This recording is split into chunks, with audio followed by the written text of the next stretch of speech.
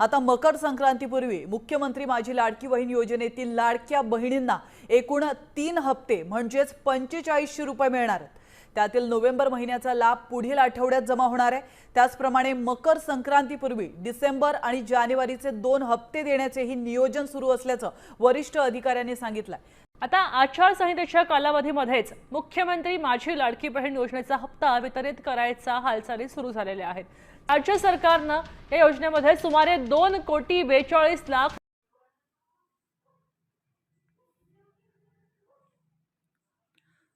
लाडकी बहीण योजना अंतर्गत महाराष्ट्रातील महिलांना दर महिन्याला 1500 रुपयाचा लाभ मिळतो। मित्रांनो आणि माझ्या लाडक्या बहिणींनो, जानेवारी 2025 मध्ये नोव्हेंबर आणि डिसेंबरचे पैसे मिळणार आहे। नोव्हेंबर, डिसेंबर आणि जानेवारी एकूण जवळपास 4,500 रुपये हे लाडक्या बहिणींच्या खात्यात जमा होणार आहे। आत्ताच महाराष्ट्राच्या महिला व बालकल्याण मंत्री आदितीताई यांनी आताच पत्रकार परिषद घेऊन सांगितले की 3 महिन्याचे पैसे बघा सांगितल्याप्रमाणे हे बघा, नोव्हेंबर, डिसेंबर आणि जानेवारी म्हणजे 1 जानेवारी रोजी 4,500 रुपये लाडक्या बहिणींच्या खात्यात जमा होणार आहे। तर लाडक्या बहिणींसाठी आणखीन महत्त्वाचे 2 योजना त्यांनी केल्या मित्रांनो।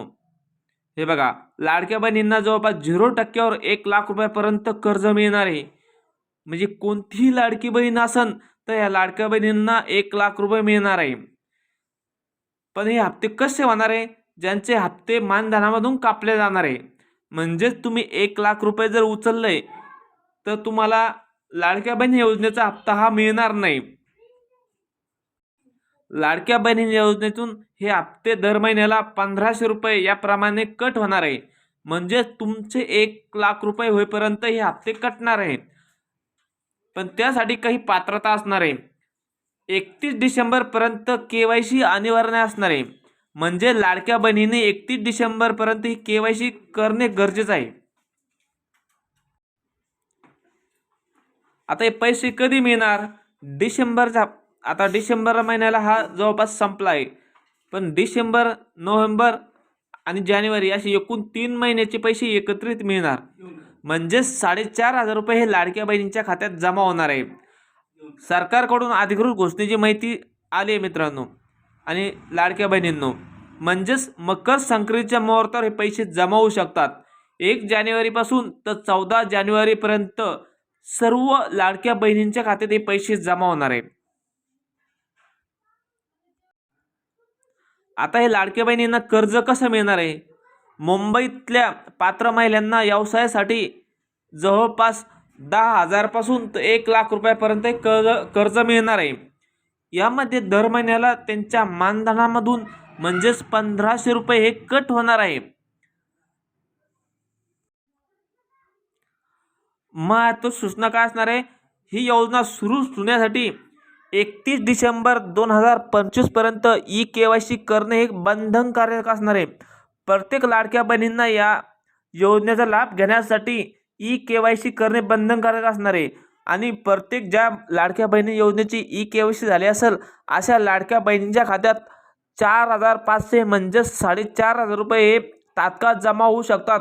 1 जानेवारी 2026 पासून तर 14 जानेवारीपर्यंत सर्व लाडक्या बहिणींच्या खात्यात हे पैसे जमा होणार आहे। ज्या लाडक्या बहिणींनी KYC अगोदर केली असेल अशा लाडक्या बहिणींच्या खात्यात 1 जानेवारीपासूनच 4,500 रुपये जमा होण्यास सुरुवात होणार आहे, अशी माहिती सूत्रांनी दिली। साधारणपणे 2 महिन्यापूर्वी 18 नोव्हेंबरपर्यंत KYCची प्रक्रिया पूर्ण करण्याच्या संदर्भामध्ये सर्वच आपल्या महाराष्ट्रातील लाडकी बहीण, मुख्यमंत्री माझी लाडकी बहीण योजनेच्या लाभार्थी महिला ज्या आहेत त्या माता भगिनींना आम्ही त्या ठिकाणी सूचना केल्या होत्या। त्यानुसार जवळपास 1,20,00,000पेक्षा अधिक महिलांची KYCची प्रक्रिया 100% पूर्ण झालेली आहे आणि 50 लाखापेक्षा अधिक अशा महिला आहेत ज्यांची साधारणपणे 60-70% ही जी प्रक्रिया आहे ती त्या ठिकाणी पूर्ण झालेली आहे। मधल्या कालावधीमध्ये अतिवृष्टी असेल, पूर परिस्थिती असेल, अवकाळी पाऊस असेल, म्हणजे मे महिन्याच्या पहिल्या आठवड्यामध्ये जो पाऊस सुरू झालेला आहे तो साधारणपर्यंत जवळपास 5 ते 10 नोव्हेंबरपर्यंत पाऊस सुरू होता. बऱ्याचशा ठिकाणी पुराची परिस्थितीसुद्धा होती, अतिवृष्टीसुद्धा झाली आणि त्या ठिकाणी महिलांचे काही असणारे जे कागदपत्र असतात, काही दाखले असतात, तर ते त्यांना म्हणजे पुराच्या परिस्थितीमध्ये सुद्धा तिथं काही भरपूरशा लाभार्थ्यांनी गमावलेले आहेत. त्या दृष्टिकोनातून आणि त्याचबरोबर ज्या विधवा महिला आहेत किंवा ज्या एकल महिला आहेत, म्हणजे ज्यांचे वडील वारलेले आहेत पण डिवोर्स झालेला आहे किंवा अशा पद्धतीच्या ज्या काही बाबी आहेत, तर त्याच्यामध्ये त्यांचीही त्याच्यामध्ये विनंती होती, सूचना होती. मधल्या कालावधीमध्ये आदरणीय मुख्यमंत्री देवेंद्र फडणवीस साहेब, दोन्ही उपमुख्यमंत्री शिंदे साहेब आणि आदरणीय दादांच्याकडे सुद्धा त्या संदर्भातली चर्चा करण्यात आली आणि 31 डिसेंबरपर्यंत आपण KYC करण्याची मुदत ही वाढवत आहोत. म्हणजे जेणेकरून ज्या काही जिथं अतिवृष्टी झाली, पूर परिस्थिती झाली, तिथल्यांनाही महिलांना KYCसाठी त्या ठिकाणी अधिकची मुदतीतून त्यांना KYCची प्रक्रिया पूर्ण करता येईल. या व्यतिरिक्त ज्यांचे पतीचं निधन झालेलं आहे, वडिलांचंही निधन झालेलं आहे, अशांकडे जे सर्टिफिकेट नाही आहेत, म्हणजे अशांकडे त्यांचे जे डॉक्युमेंट्स नाही आहेत, त्यांचं डेथ सर्टिफिकेट असेल किंवा डिवोर्सचे न्यायालयांच्या जे काही डिवोर्सचे सर्टिफिकेट्स असतात, म्हणजे कोर्टचे जे डॉक्युमेंट्स असतात, ते त्यांना अपलोड करण्याच्या दृष्टिकोनातून किंवा एखाद्या गावामध्ये एखादी एकल महिला असेल किंवा एखादी विधवा असेल, तिच्या पतीचंही निधन झालं आहे आणि वडिलांचंही निधन झालेलं आहे, अशा महिलेनी लाभार्थ्यांनी जर ते डेथ सर्टिफिकेट किंवा ते डॉक्युमेंट्स जर तिथल्या अंगणवाडी सेविकेकडे उपलब्ध करून दिले, तर ती त्याची जे सर्टिफिकेट आहे ते CDPOकडे देऊन त्या संदर्भातली सगळी प्रक्रिया पूर्ण करून घेऊ शकतील. आम्ही आजच त्या संदर्भातला शासन निर्णयसुद्धा निर्गमित करत आहोत.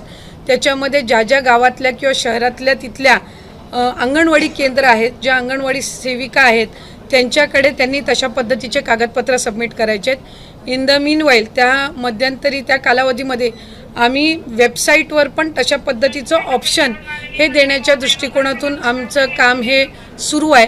रोज साधारणपणे 4 ते 5 लाख महिलांचं KYCची प्रक्रिया ही त्या ठिकाणी होत आहे. मधल्या कालावधीमध्ये थोडं 1-2 लाखावरती संख्या आलेली होती, पण नंतर पुन्हा एकदा त्या वेबसाईट आणि संबंधित विषयांवर काम करून आता ती पूर्वपदावर आलेली आहे.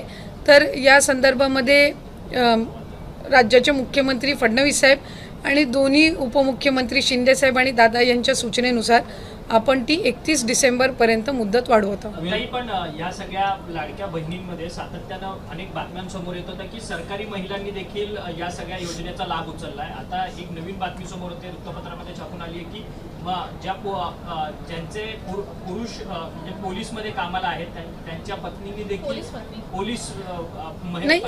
एक गोष्ट आपण ह्याच्यामध्ये समजून घेतली पाहिजे की जून 2024 ही योजना झाली. 1 जुलैपासून लाभार्थ्यांनी याच्यामध्ये फॉर्म भरायला सुरू केले.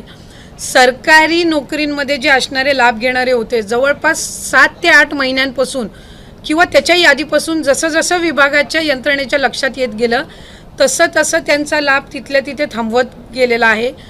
6-8 महिन्यानंतर ज्यांचं निदर्शनास आलेलं आहे, त्यांच्या पगारातून ती ट्रेजरीमध्ये म्हणजे सरकारी तिजोरीमध्ये परत घेण्याची प्रक्रियासुद्धा जवळपास 6-8 महिन्यापासून त्या ठिकाणी सुरू आहे. आणि ज्यांना नवीन सरकारी नोकरी लागते, जशी पोलीस भरती जशी होते किंवा सरकारी नोकरी जशी लागते, तसं ते डॉक्युमेंट त्या विभागाकडे देतात की आता मी या योजनेमध्ये पात्र नाही आहे. तर त्या पद्धतीने आपण ते अपडेट करत असो. जसं जानेवारी महिन्यामध्ये आम्हाला डेटा मिळाला नमो शेतकरी योजनेचा, साधारणपणे तो 5 ते 6 लाखाचा डेटा होता आणि मग त्या पद्धतीनं त्यांचा लाभ आपण 1000 रुपये त्यांना नमो शेतकरीचा आणि 500 रुपये लाडकी बहीणचा असा आपण सुरू केला. तसंच सेवार्थचं ज्या वेळेला आम्हाला 2500चा डेटा मिळाला, आपण त्यांचा लाभ तिथल्या तिथंच फेब्रुवारी महिन्यातच आपण बंद करून टाकला. काही वेळेला असं होतं की प्रसारमाध्यमांकडे किंवा पत्रकार म्हणजे वर्तमानपत्रांकडे 2-2, 3-3 महिन्यानंतरचे केसेससुद्धा समोर येत आहेत आणि मग ते नव्याने आत्ताच झालेत अशा पद्धतीची त्या ठिकाणी एक म्हणजे संभ्रम निर्माण होत आहे. आम्हाला ज्या वेळेला सरकारी जिथं नोकरी लागलेली असेल किंवा काय, हे जसं त्यांच्या याच्यावर अपडेट होतात त्यावेळेसपासूनच आपण त्यांचा लाभ देण्याची प्रक्रिया बंद करत असतो. जो 12,000 12,500 पुरुषांच्या संदर्भात पण होता, तिथं काही अशा केसेस आहेत जिथं घरामध्ये महिलेची अकाउंटच नव्हती आणि त्यावेळेला